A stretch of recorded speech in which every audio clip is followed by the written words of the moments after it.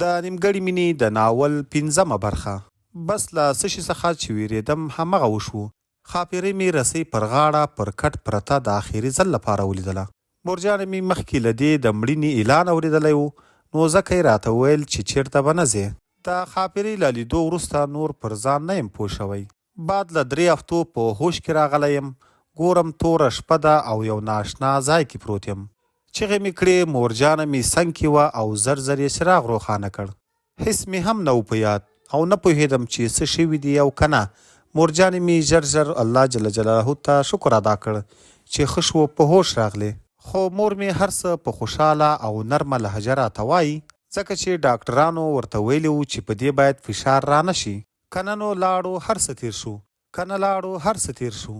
خو زما د زړه د حال څخه یو الله خبر و چې په ما هره لحظه لکه د قیامت تیره ده او ژوند کول راته پیغور ښکارېدو.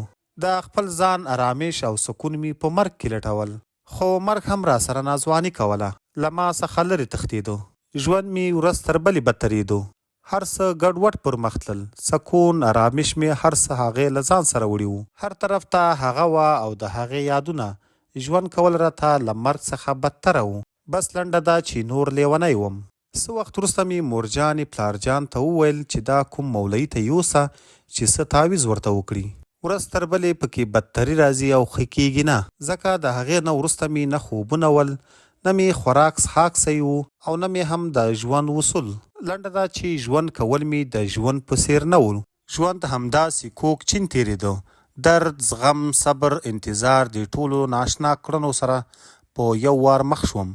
لږ ده چې ډېر سخت و راته. خو د مورجانې په خوله مې ملا ته ولاړم او ملا ته مې وویل نه دې تعویض راباندې کار کوي او نه دې کوړي.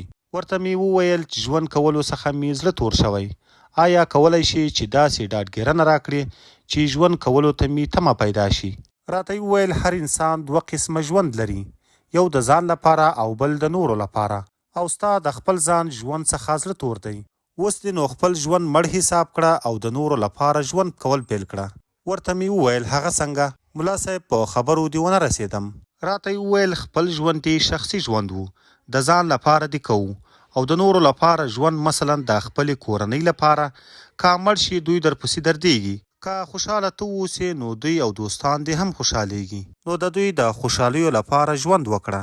خو لنډه ده چې د ملا صاحب خبره مې ومنله، تر څو مې لا خپل ژوند هم نه دی وژلی، ځکه چې په هغې کې د ښاپېرۍ تلپاتې یادونه دي. په دې دوران کې پوهنتون ته هم کامیاب شوم. سره له دې هم یو کال پوهنتون مې په ډېرې ریشخندي او زړه تنګون سره وویل. نور هلته ژوند خوند نه راکوو او کولی مې هم نه شوی. د نیمګړې مینې ناول 5مه برخه پای ته ورسېدله. په 6مه برخه کې له هیواده د وتلو پلان او نور ډېر جالب داستان. ډېر ژر به د همدې چینل له لارې له تاسو سره شریک کړو. که غواړئ چې د دې ناول 6مه برخه هم وګورئ نو زموږ چینل سبسکرایب کړئ او په کمنټ کې مو خپل نظر را سره ضرور شریک کړئ.